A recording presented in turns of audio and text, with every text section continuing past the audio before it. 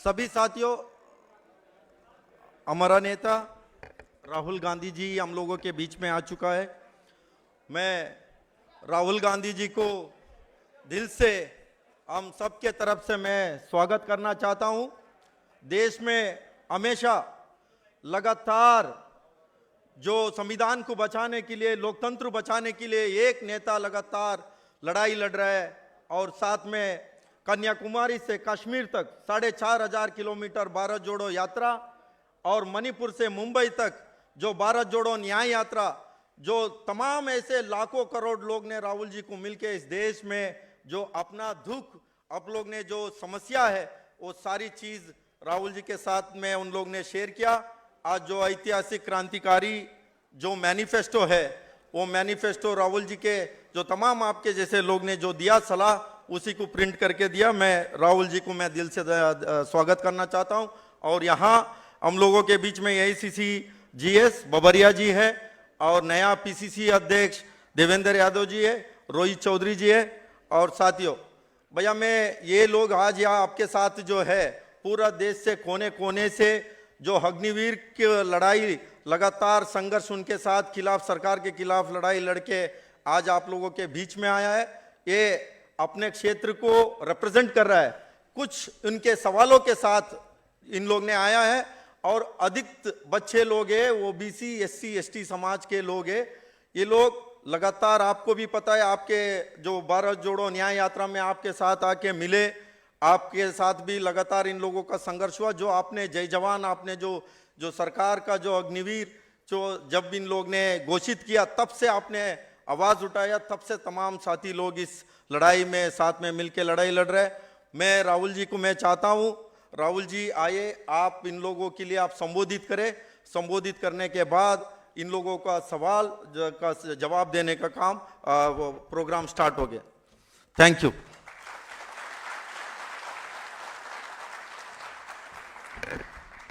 नमस्कार, आप सबका यहाँ बहुत बहुत स्वागत। कैसा है मूड आपका? और जो हमारे एक्स सर्विसमैन के डिपार्टमेंट हैं, कांग्रेस पार्टी के जो इंचार्ज हैं, आपका भी यहाँ स्वागत। सबसे पहले शुरुआत में ही मैं आपको कहना चाहता हूँ कि हमने अपने मैनिफेस्टो में साफ लिख दिया है कि अग्निवीर स्कीम को हम रद्द कर देंगे, खत्म कर देंगे। अब मैं जानता हूं कि आप ताली बजा रहे हो, बट आपका नुकसान तो हो गया है। एक प्रकार से आपको तो चोट लग गई है, और आपने एक सपना देखा था, आर्मी में जाने का सपना देखा था, देशभक्ति का सपना था। वो सपना अभी पूरा नहीं हुआ है। तो मेरी सोच है, जो 1,50,000 हमारे युवा हैं जिन्होंने आर्मी की पूरी प्रोसेस कंप्लीट की थी, अपनी जिंदगी के साल दिए, रनिंग की, वेट ट्रेनिंग की, अपनी स्ट्रेंथ बढ़ाई, उनको कोई ना कोई कॉम्पनसेशन तो मिलना ही चाहिए, कोई ना कोई रास्ता उनके लिए निकलना चाहिए। तो ये अब वो क्या रास्ता होगा, वो सरकार में आने के बाद हम उसको थोड़ा एनालाइज करेंगे। मगर मेरी सोच है कि ये जो 1,50,000 युवा हैं जिनको आर्मी ने एक्सेप्ट किया था, इनको कोई ना कोई कॉम्पनसेशन तो मिलनी ही पड़ेगी। देखिए, अग्निवीर स्कीम जो है वो एक्चुअली इंडियन आर्मी का स्कीम नहीं है। जब हमने थोड़ी गहराई में पता लगाया, तो जब ये स्कीम बनाया गया, ये स्कीम आर्मी के लोगों ने नहीं बनाया है। जैसे नोटबंदी हुई थी, जहां फाइनेंस मिनिस्टर से नहीं पूछा गया, आरबीआई से नहीं पूछा गया, सीधा बाईपास कर दिया गया, पूरा सिस्टम बाईपास कर दिया गया, वैसे ही अग्निवीर स्कीम को बनाने में पूरा सिस्टम बाईपास कर दिया गया। यह प्रधानमंत्री के ऑफिस में डिसीजन लिया गया एनएसए ने डिसीजन लिया, नेशनल सिक्योरिटी एडवाइजर ने डिसीजन लिया, आर्मी से नहीं पूछा, बाकी फोर्सेस से नहीं पूछा, तो एक गलती तो स्कीम है कि स्कीम ही गलत है, मगर दूसरी गलती यह भी है कि आपने ये स्कीम लागू किया, मगर जिन लोगों के लिए आप स्कीम बना रहे हो ना आपने उनसे पूछा, ना आपने सेना से पूछा, ना आपने हिंदुस्तान के डिफेंस एस्टेब्लिशमेंट से पूछा। मतलब आपने पूरा का पूरा कॉन्स्टिट्यूशन, पूरा का पूरा सिस्टम बाईपास कर दिया। तो ये मेरे मुताबिक दो प्रॉब्लम्स हैं। अभी चुनाव हो रहा है और कॉन्स्टिट्यूशन पर, संविधान पर पूरे फुल अटैक किया जा रहा है। हिंदुस्तान में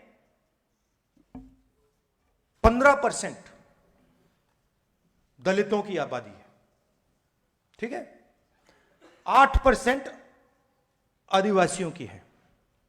आप जानते हो पिछड़े वर्ग के कितने लोग हैं हिंदुस्तान में? यहां पे पिछड़े वर्ग के लोग हैं ना, है ना? आप जानते हो आपकी आबादी कितनी है?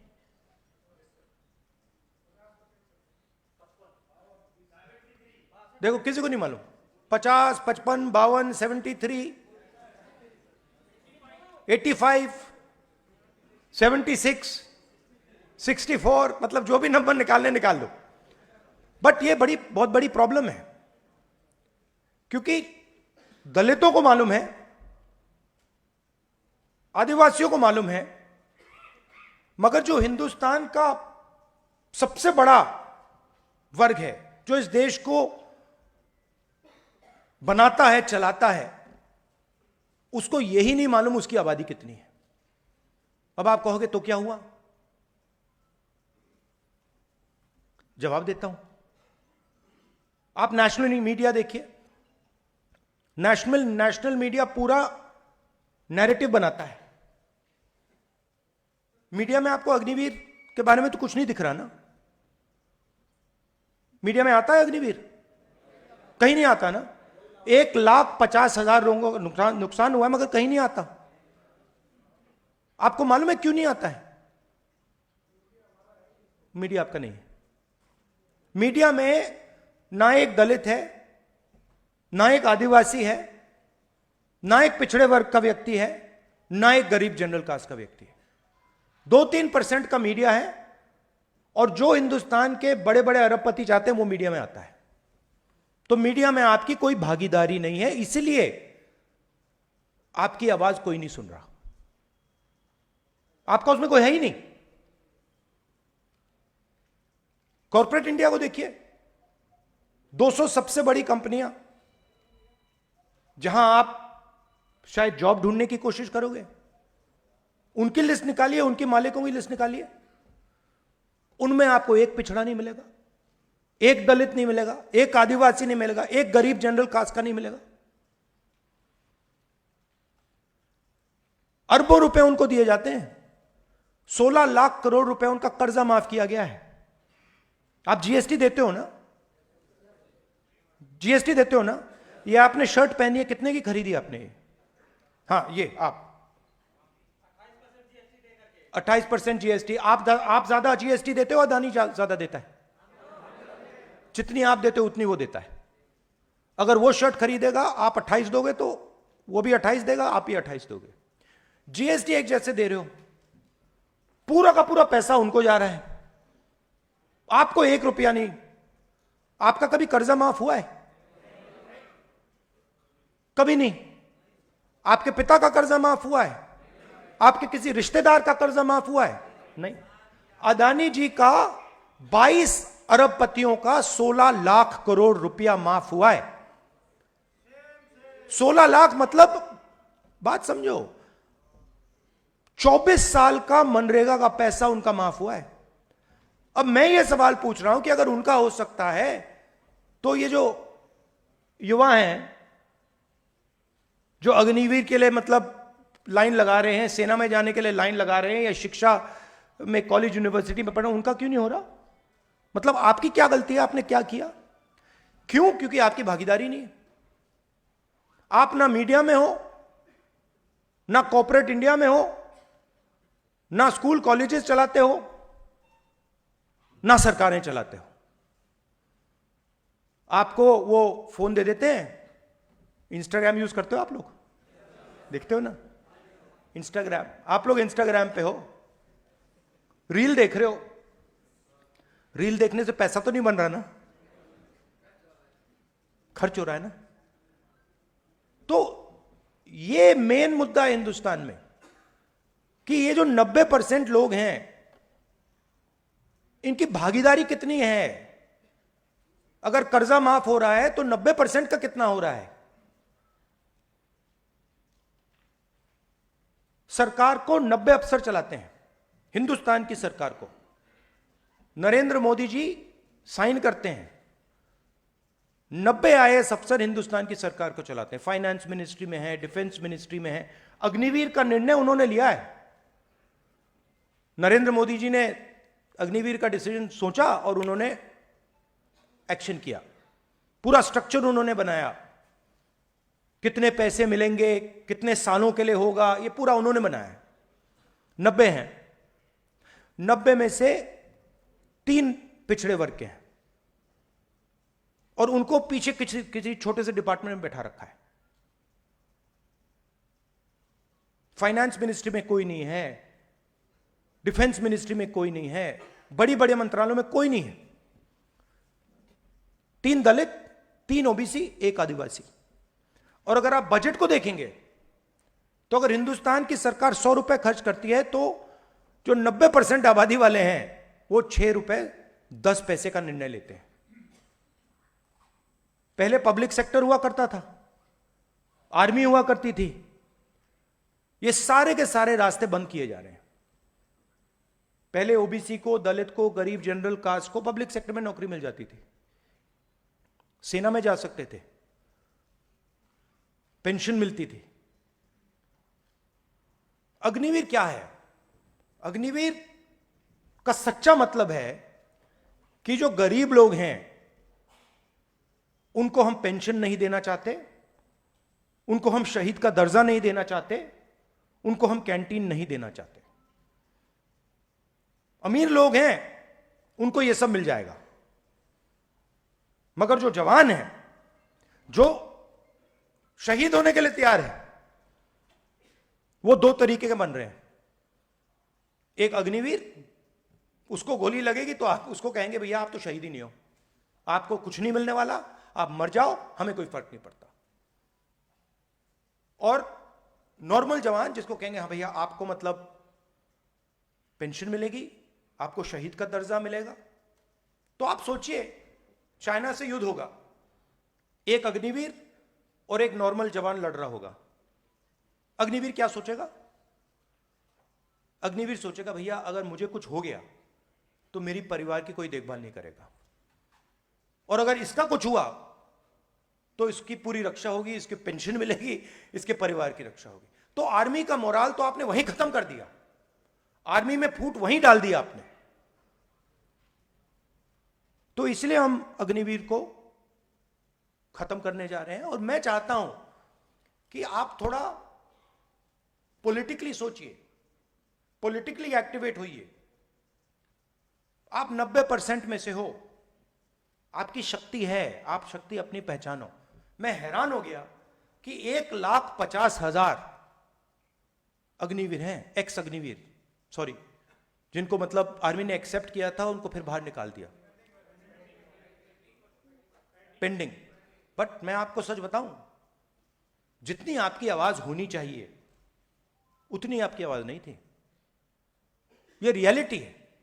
अब उसका कारण है कि मीडिया भी आपके खिलाफ, कॉर्पोरेट इंडिया भी आपके खिलाफ, सरकार आपको धमका रही है,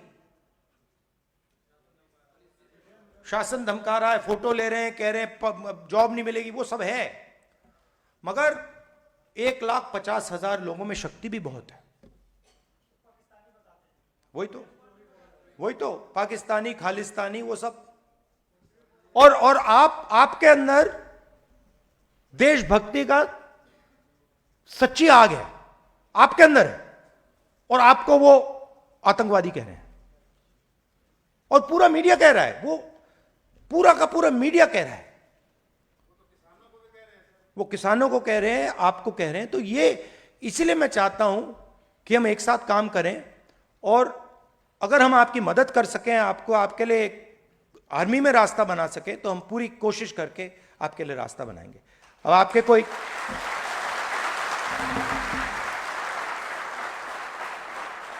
अब आपके सवाल होंगे, आप पूछिए, मैं खुशी से जवाब दूंगा।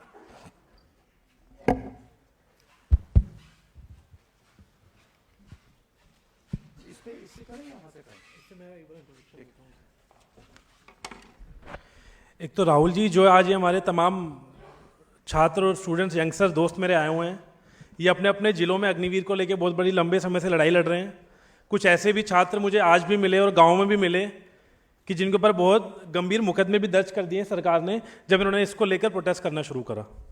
आज काफ़ी लगभग जितने छात्र आए हैं सबके कुछ ना कुछ सवाल थे, लेकिन हमने एक फॉर्मेट बनाया है, जो मैं आपको भी एक फॉर्म दूंगा, कि हमने एक फॉर्म फिल कराया था ये आज।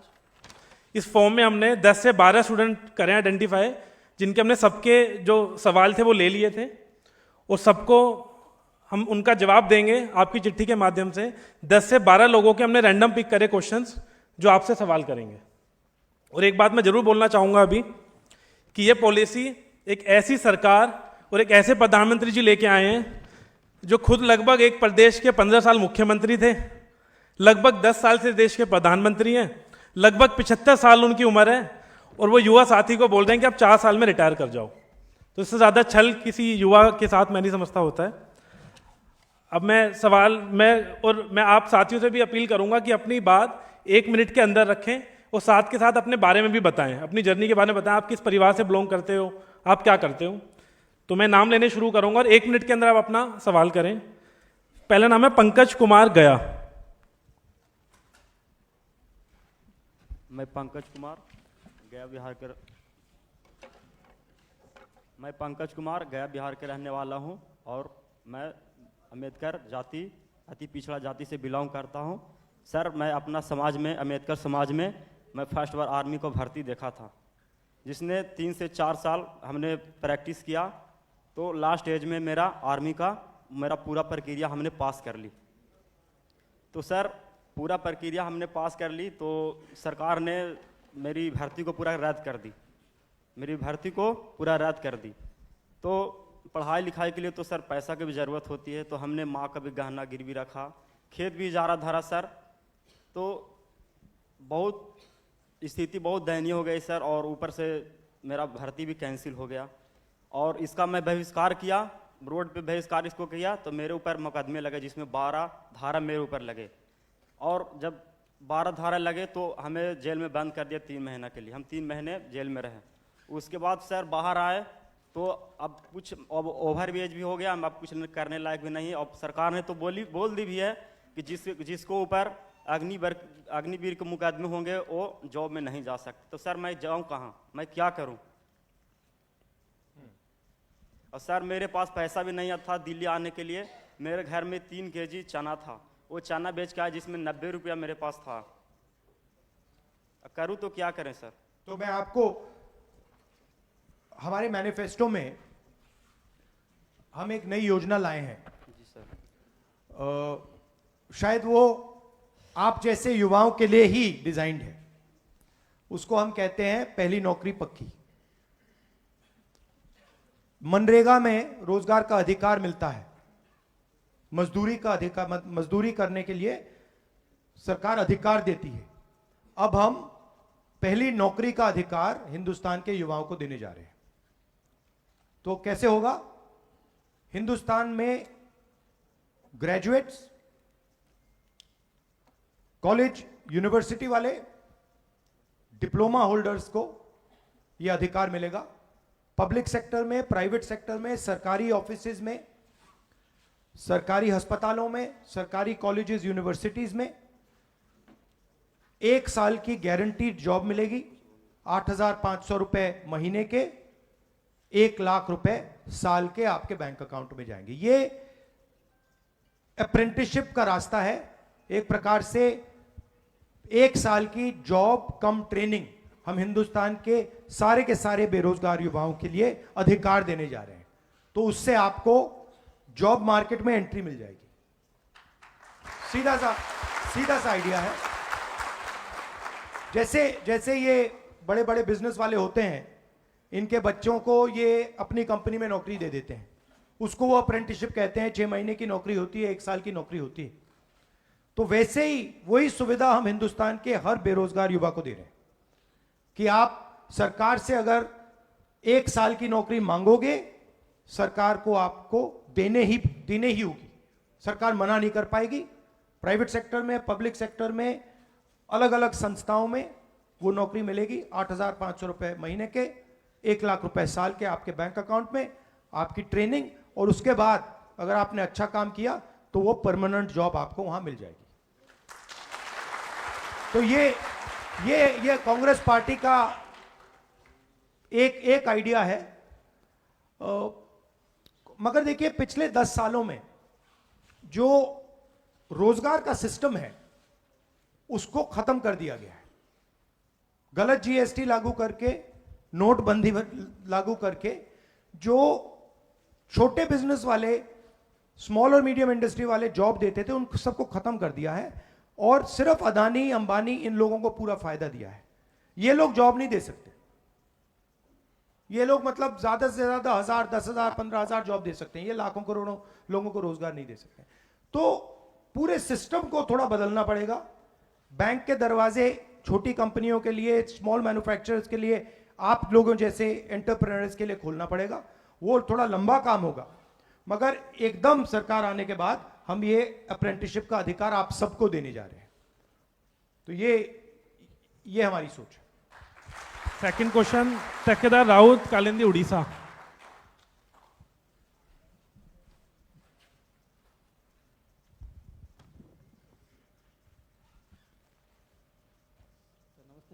नमस्कार। थोड़ा जोर से बोलो भैया। यहां आ जाओ, ऐसे करो, यहां आ जाओ, यहां आ जाओ, यहां आ जाओ, यहां आ जाओ।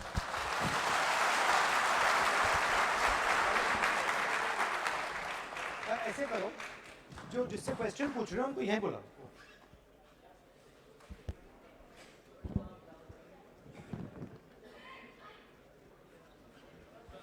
नमस्कार ब्रदर, कैसे हो? क्या नाम? क्या नाम?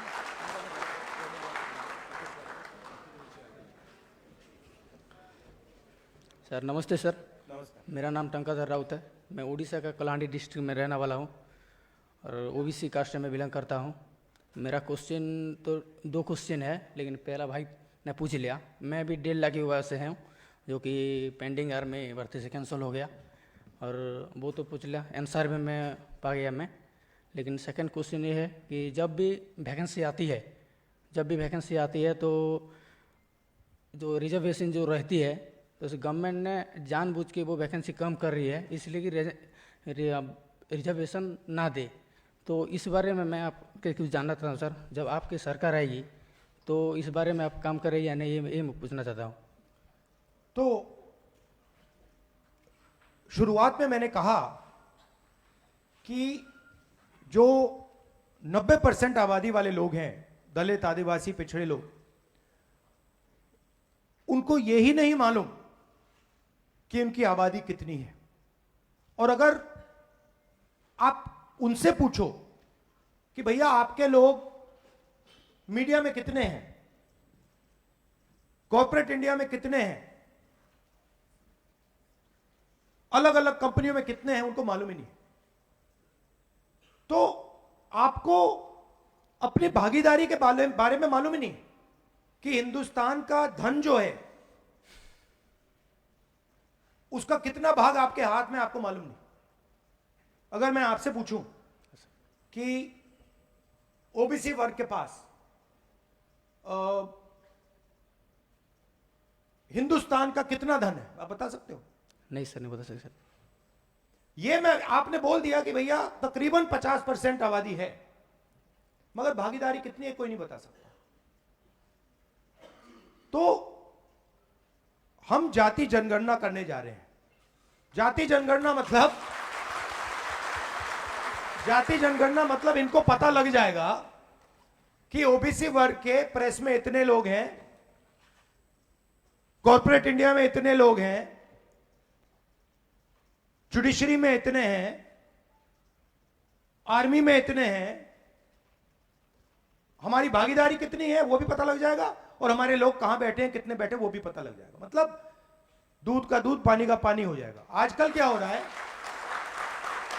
आजकल क्या हो रहा है, आजकल आपको आपका बेवकूफ बनाया जा रहा है। आपको बड़ी बड़ी लंबी बातें बोली जाती हैं, मगर जो मेन इशू है, हिंदुस्तान का धन कितना है, कहां है, किसके हाथ में है, यह मेन सवाल है। जब आप अग्निवीर की बात कर रहे हो, आप यही तो कह रहे हो ना, जितना हमें धन पहले मिलना चाहिए था वो उतना नहीं मिल रहा, वही तो कह रहे हो ना। वही कह रहे हो कि भाई पेंशन नहीं मिल रही, कैंटीन नहीं मिल रही, शहीद का दर्जा नहीं मिल रही। आप अंत में बात पैसे की होती है।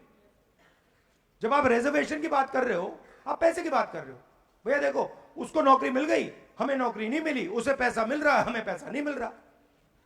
तो जाति जनगणना से पूरे देश को पता लग जाएगा कि हिंदुस्तान का धन कहां है, किसके हाथ में है, पिछड़ों के हाथ में कितना, दलितों के हाथ में कितना, गरीब जनरल कास्ट के हाथ में कितना, महिलाओं के हाथ में कितना, पूरा साफ हो जाएगा सबके सामने।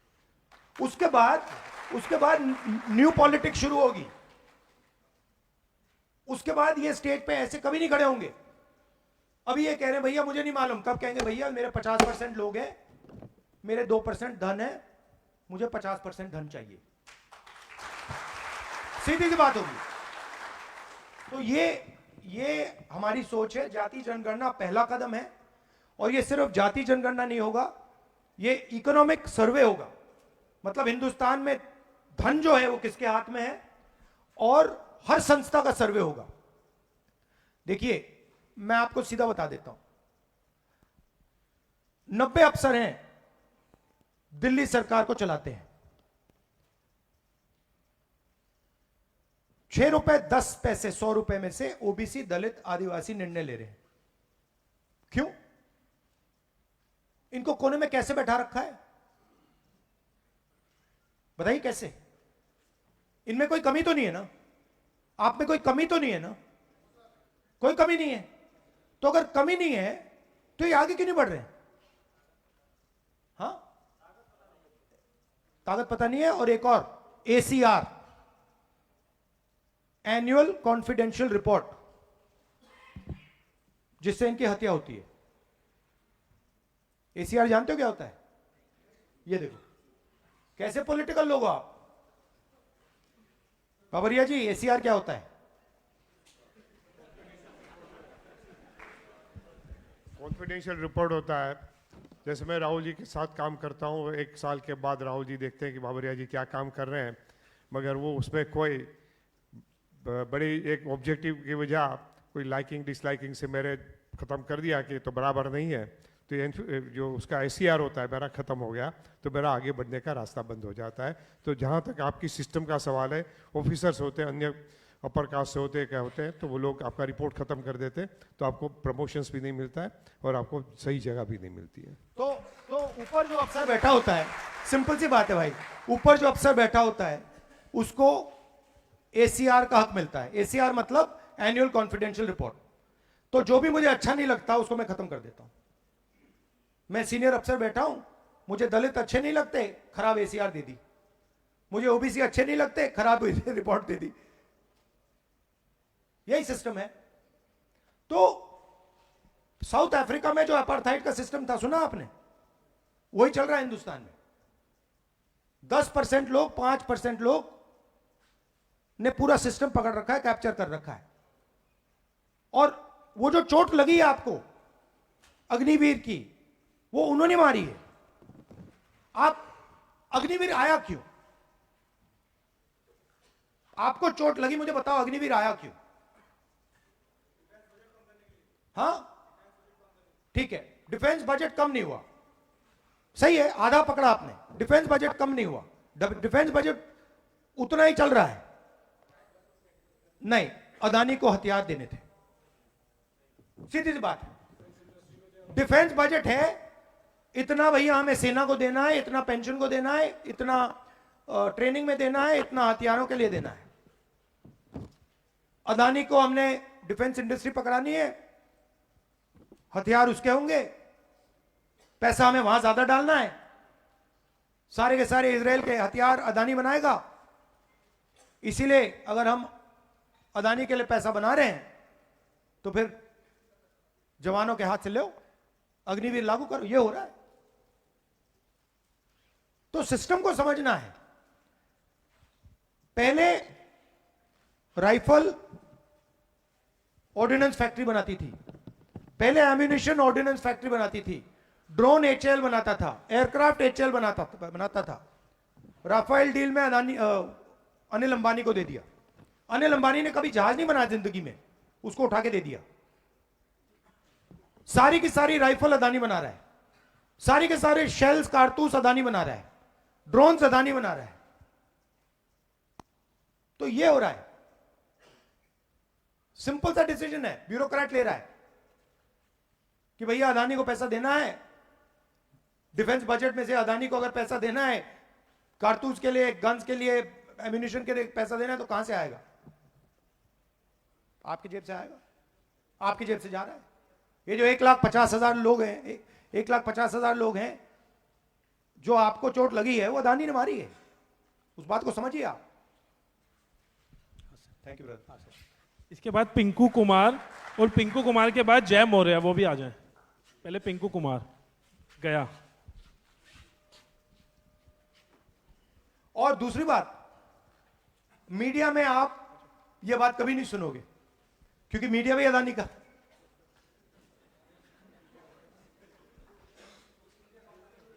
वेस्ट इंडिया कंपनी है, पहले ईस्ट इंडिया थी, अब वेस्ट इंडिया हो गई है। नमस्कार जी, बिहार के हो आप?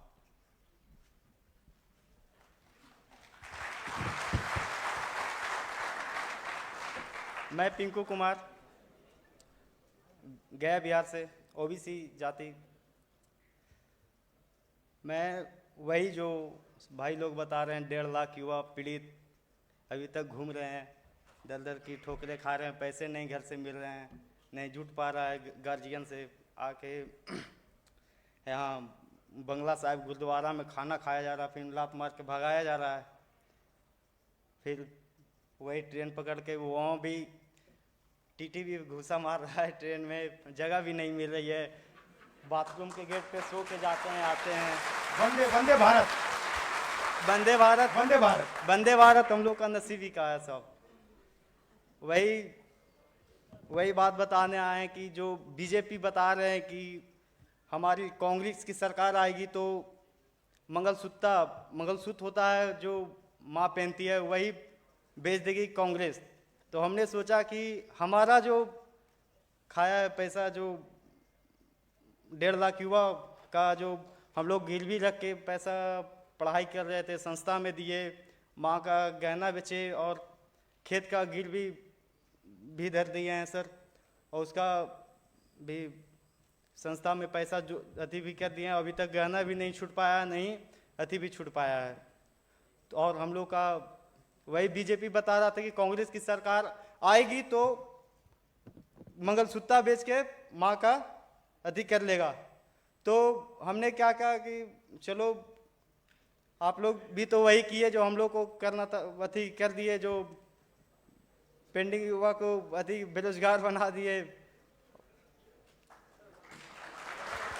और वही हम लोग को गार्जियन बोलते हैं, जो बूढ़ा लोग है वहाँ गांव घर का, जो बोले कि गांधी युग में अच्छा शिक्षित लोग आ रहे हैं, उन लोग से जाकर मिलो। तो अभिलाष भैया हम लोग के साथ यूट्यूब द्वारा हम लोग को सहारा मिला, फिर कर्नल रोहित चौधरी सर हम लोग को फिर इतना अधिक पहुँचाए हम लोगों के यहाँ तक।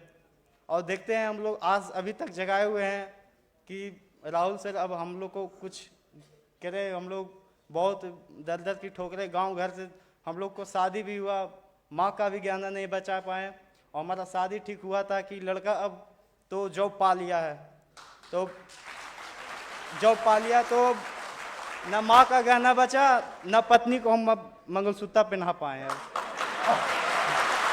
वही हमारा वही अब गांव से निकलते हैं तो बोलता है कि ये कौन जा रहा है, ये तो नकली फौजी है घर से का। वही सब ताने मारते हैं हम लोगों को जो, और पड़ोस तो खुश है कि हाँ चलो ये नकली फौजी यहीं, अब ये कुछ नहीं कर पाएगा। अब शादी भी नहीं हो रही है, जो लाते थे कि चलो ये लड़का फौजी बन गया, अब वो भी नहीं ला रहा है कि अब तो ये नहीं बेरोजगार हुआ है, अब वो भी नहीं आ रहा है कि हाँ ये लड़का का शादी होगा कि नहीं होगा, वो भी खत्म हो गया है। ये जो आपसे यही है कि हमारा ये भर्ती पूरा करवा दें, आप लोग से यही। नहीं, हम तो पूरी कोशिश करेंगे कि कोई ना कोई कॉम्पनसेशन 1,50,000 युवाओं को कोई ना कोई कॉम्पनसेशन तो हम देंगे। आखिरी बात, ये जो बोल रहे हैं मोदी जी बोल रहे हैं, हमारी महालक्ष्मी योजना है, पता नहीं आपने सुनी है नहीं सुनी है? सुनी है। पहली बार दुनिया की कोई भी सरकार महिलाओं के बैंक अकाउंट में सीधा पैसा डालने जा रही है, और 10-15 हजार रुपए नहीं, 10-15 हजार रुपए नहीं, 1 लाख रुपए साल के हिंदुस्तान की सबसे गरीब महिलाओं के बैंक अकाउंट में डाल रहे हैं। 8,500 रुपए महीने के, 1 लाख रुपए साल के गरीब परिवारों के बैंक अकाउंट में, महिलाओं के बैंक अकाउंट में हम डाल रहे हैं। तो मोदी जी को थोड़ी घबराहट है, इसलिए ये उल्टी सीधी बात बोल रहे हैं सर। तो हम मगर पूरी मदद करेंगे भैया, हम पूरी सोच कोशिश रहे होगी। कि हमारा ये मिशन कंप्लीट हो जाएगा। मिशन आपका कर देंगे। अब जैम हो रहे हैं। आपकी शादी में हो जाएगी। अभी तक चप्पल टूटल पहन के घूम रहे हैं इधर उधर से। शादी हो जाएगी, शादी हो जाएगी। मैं आऊंगा आपकी शादी में, पक्का।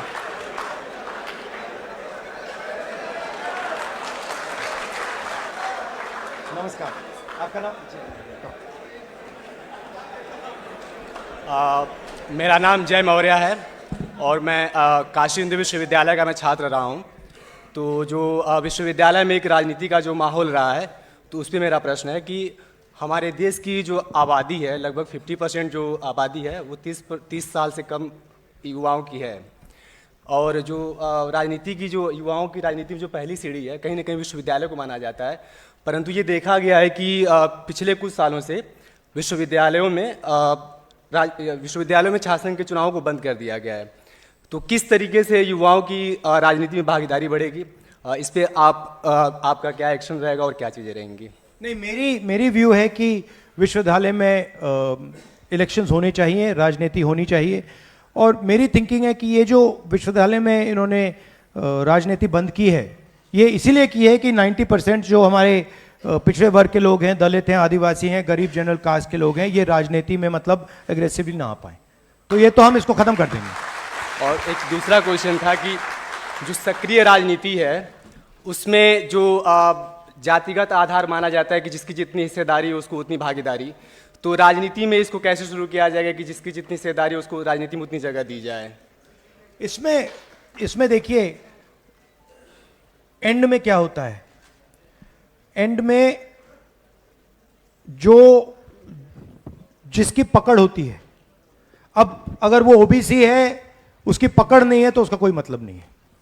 जिसकी पकड़ होती है उन लोगों को, चाहे वो ओबीसी हो, दलित हो, पिछड़े वर्ग का हो, जनरल कास्ट का हो, जिसकी पकड़ हो, जिसकी जमीन से पकड़ हो, उसको प्रमोट करना चाहिए पार्टी में। इस बार अगर आप देखें हमारी टिकट्स में हमने बहुत ज़्यादा, पहले से बहुत ज़्यादा ओबीसी वर्ग के लोग हमने दिए हैं, आदिवासी लोग दिए हैं, दलित तो देते ही हैं।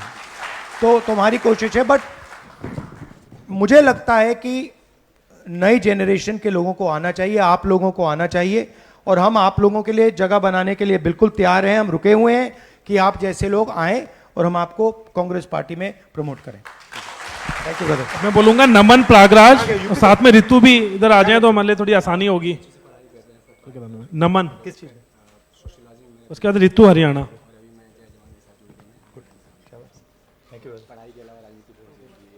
ठीक है, बिल्कुल। रितु,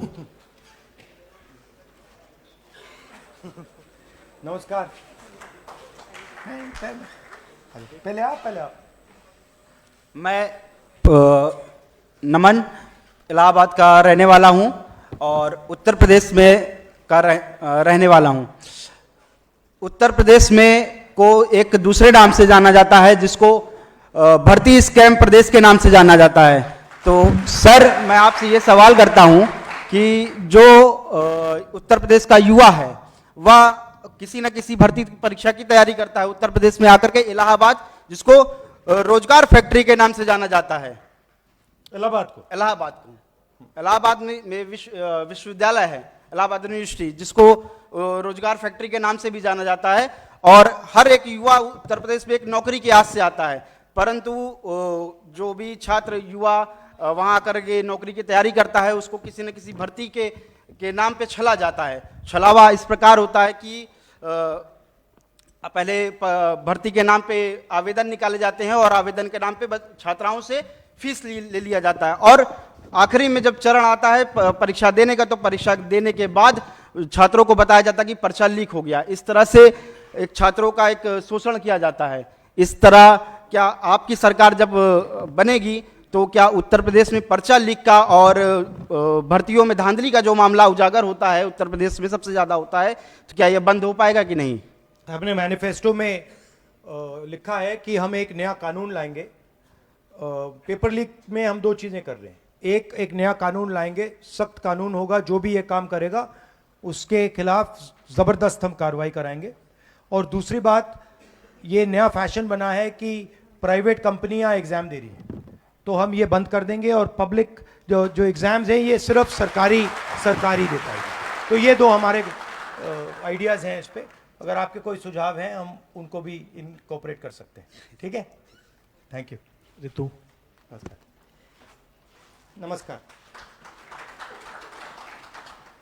नमस्कार, मेरा नाम ऋतु है। मैं बहादुरगढ़ हरियाणा से बिलोंग करती हूँ। मेरे पिताजी एक किसान हैं, मैं आम किसान परिवार से बिलोंग करती हूँ। मेरा सवाल यह है कि महिलाओं को मानसिक तौर पर और शारीरिक तौर पर योग्य नहीं समझा जाता कि वो आर्मी में जाकर अपना योगदान दें, और मेरा सपना है कि मैं कमांडो फील्ड में जाके एक कमांडो बनूं।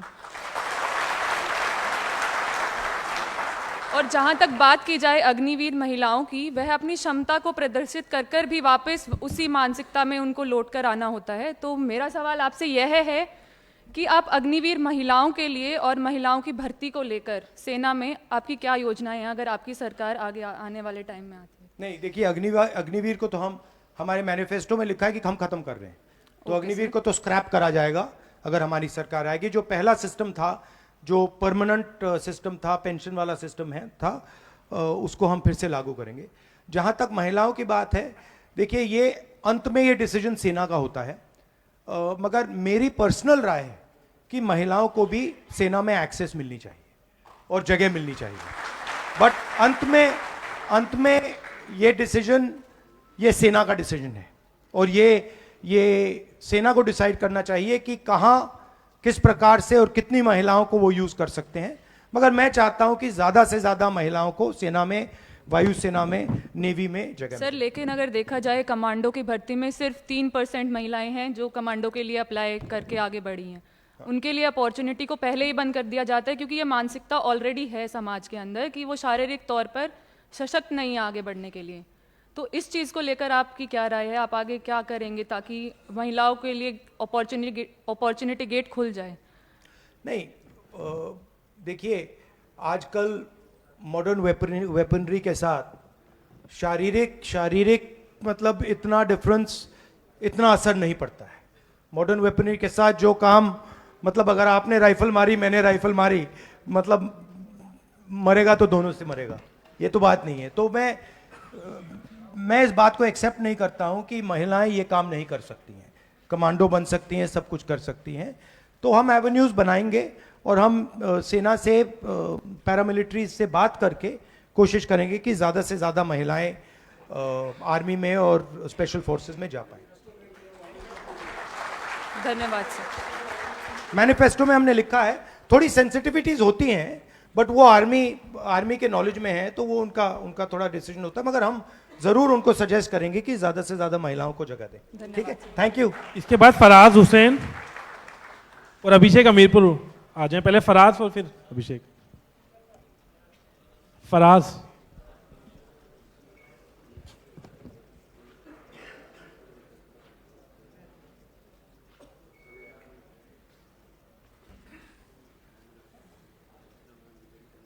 नमस्कार, कहाँ के हो आप?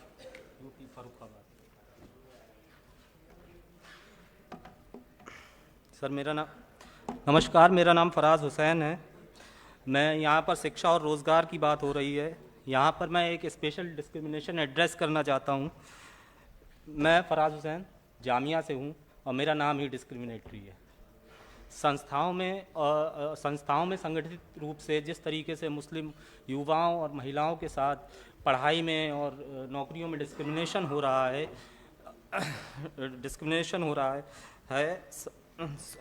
तो मुसलमानों के लिए क्या कांग्रेस का फ्रेमवर्क है?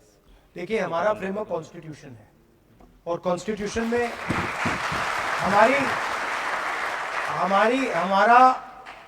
हमारा फ्रेमवर्क कॉन्स्टिट्यूशन ऑफ इंडिया है, लोकतंत्र है। और कॉन्स्टिट्यूशन में साफ लिखा हुआ है कि हिंदुस्तान के सब सिटीजन्स एक जैसे हैं, कोई कम नहीं है, कोई ज़्यादा नहीं है, कोई धर्म कम नहीं है, कोई जात कम नहीं है, कोई भाषा कम नहीं है। तो हमारे लिए कोई डिस्क्रिमिनेशन नहीं है। हम जानते हैं कि बीजेपी की विचारधारा हमारी विचारधारा से बिल्कुल अलग है, हम उनकी विचारधारा से लड़ रहे हैं और हम चाहते हैं कि हिंदुस्तान में सब लोगों के लिए जगह हो, सब लोगों की रिस्पेक्ट हो, सब लोग एक दूसरे से मोहब्बत करें और आदर करें एक दूसरे का। तो कोई कंफ्यूजन नहीं है हम में। मैं जानता हूं कि आपको मुश्किल हो रही है, मगर घबराइए मत, सब ठीक हो जाएगा।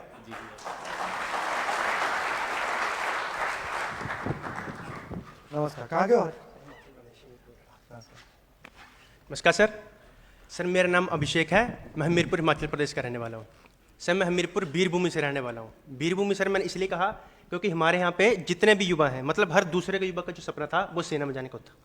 मैं अपनी बात करूँ सर, तो मेरे जो दादाजी थे वो भी आर्मी से रिटायर हैं, मेरे पिताजी भी वो भी आर्मी से रिटायर थे, और मेरा जो सपना था वो भी आर्मी का जाने का सर।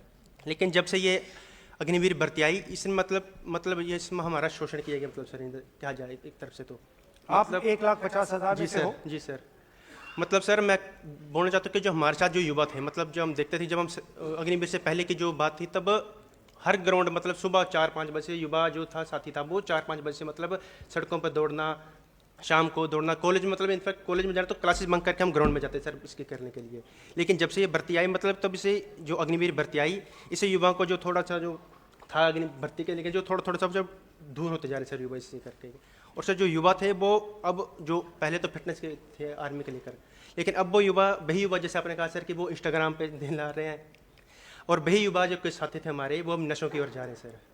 मतलब कि जो युवाओं के प्रति जो पहले जो था कि वो युवा आर्मी के प्रति जो उनका कर्तव्य था, उनकी जो निष्ठा थी, वो सर धीरे धीरे कम होती जा रही है। सर मेरा प्रश्न यह है कि सरकार का कार्य होता है कि एक उज्ज्वल भविष्य का निर्माण करना सरकार की जिम्मेदारी होती है।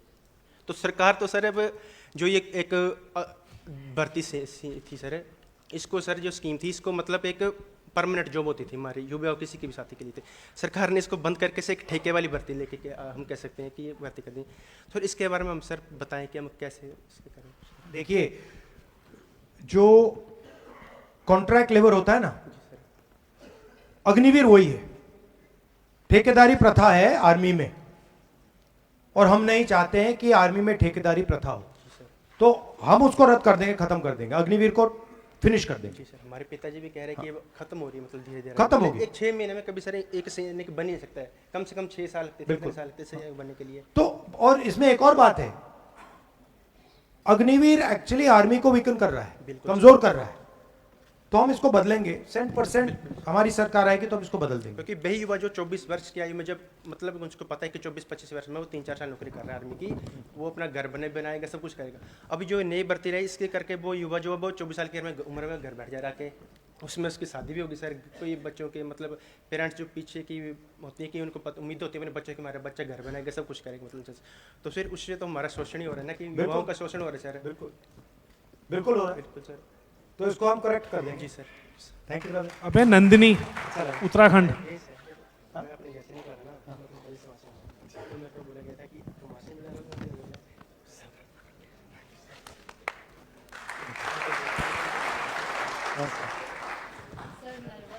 अरे नहीं आ जाओ, नर्वस नहीं होना। नमस्कार, मेरा नाम नंदिनी आर्य है। मैं एससी समाज उत्तराखंड की लड़की हूँ और सर से मेरा यही सवाल है, सर सामाजिक व आर्थिक न्याय के जो रास्ते बंद हुए हैं उनको जारी रखने के लिए आपकी क्या योजना है? सबसे पहले जाति जनगणना, जिससे हम ये पता लगाएंगे कि आबादी किसकी कितनी है, इकोनॉमिक सर्वे और हर संस्था का सर्वे, तो देश को पता लग जाएगा कि देश में धन किसके हाथ में, कितनी आबादी है, किसके पास क्या है। पहला ये कदम। दूसरा कदम महालक्ष्मी योजना, जो मैंने कहा 1 लाख रुपए हर गरीब महिला के बैंक अकाउंट में साल के, 8,500 रुपए महीने के।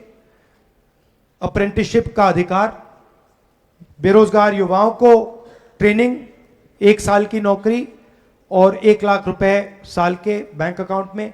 किसानों का मिनिमम सपोर्ट प्राइस, कानूनी मिनिमम सपोर्ट प्राइस और कर्जा माफ, और मजदूरों का जो आज 250 रुपए मिलता है वो 400 रुपए मिलेगा। आशा और आंगनवाड़ी की महिलाओं को उनकी आमदनी दुगनी करेंगे। हमारी कोशिश होगी कि ये जो पूरा का पूरा अदानी जैसे लोगों की इन्होंने मदद की है, इसको एक बार मतलब हम बदलें और जितना इन्होंने इनको फायदा दिया उतना फायदा हम आम जनता को, गरीबों को, किसानों को, मजदूरों को देने की कोशिश करें। ये है हमारा प्लान। सर जो उत्तराखंड की जो आर्थिक इकोनॉमी थी वो हमारे यहाँ से 90% तो सारे जो है सॉरी अग्निवीर में मतलब सेना के लिए काम करते थे। तो अभी जब से अग्निवीर आया है हमारे जो नौ युवा हैं वो बहुत डिप्रेस्ड हैं और कई लोग जो हैं अपनी जान भी ले लेते हैं। तो इसके लिए तो अग्निवीर को तो खत्म करेंगे, पर देखिए मेन बात यह हुई है कि हिंदुस्तान में 22 लोगों को नरेंद्र मोदी जी ने पूरी मदद की है। 22 लोगों के पास उतना ही धन है जितना 70 करोड़ लोगों के पास है। तो ये करेक्शन करना है, धन को ठीक तरीके से बांटना है, किसानों को देना है, मजदूरों को देना है। तो ये हमारी कोशिश रहेगी। ठीक है, धन्यवाद, थैंक यू। अब हमने लगभग सभी क्वेश्चंस ले लिए हैं, लगभग राहुल जी सबके सवाल थे, लेकिन हमने सबके क्वेश्चंस कलेक्ट कर लिए हैं। वो हम लेटर के माध्यम से आपके जवाब देंगे सबके। नहीं अभी ठहर जाओ भैया, सबका सवाल तो ले नहीं सकते, बोलो।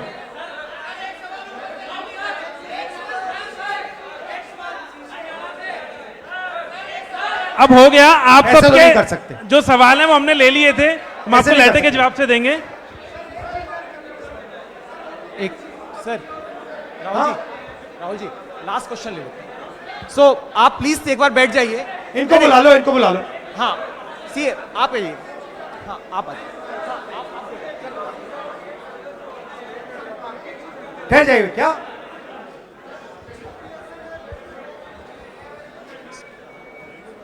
तो राहुल जी हमने ये फॉर्मेट इज इन लोगों के सवाल जवाब नहीं होंगे।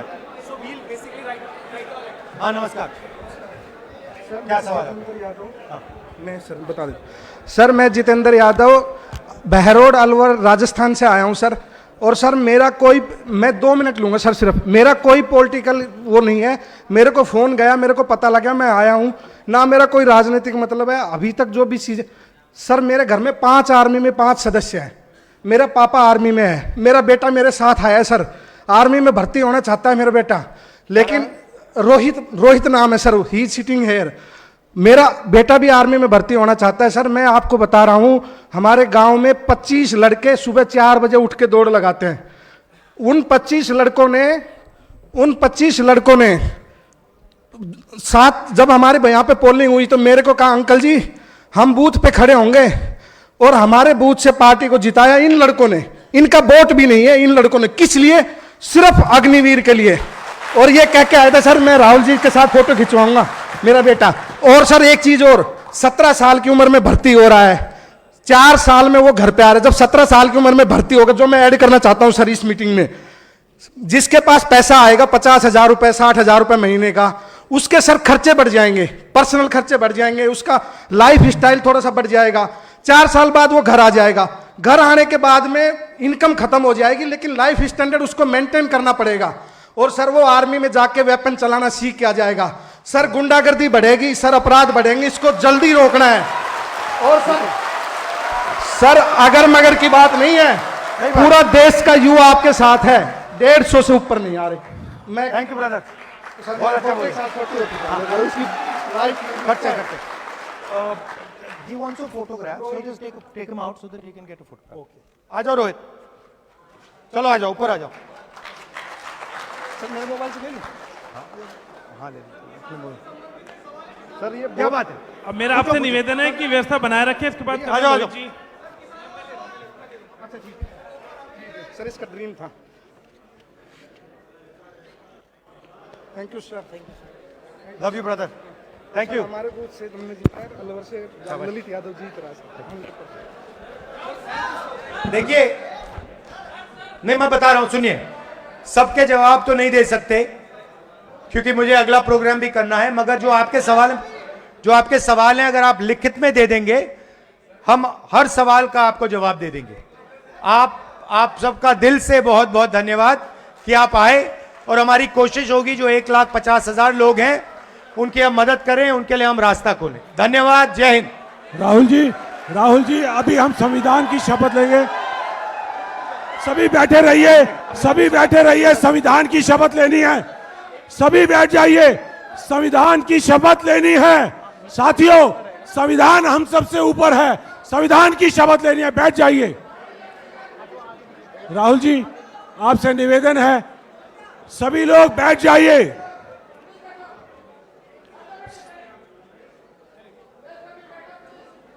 सभी लोग अपनी अपनी जगह पर खड़े हो जाएं। अच्छा, जय हिंद साथियों। आज संविधान को बचाने की जिम्मेदारी आपके पास है। आपके साथ जननायक राहुल गांधी जी हैं और आप हमारा देश के भविष्य हैं। आपके कंधों पे बहुत बोझ है। संविधान की शपथ अपने दिल पर हाथ रख के लीजिए और मेरे साथ बोलिए। संविधान ने नागरिकों को सामाजिक, आर्थिक और राजनीतिक, मेरे साथ साथ पीछे बोलिए। संविधान ने नागरिकों को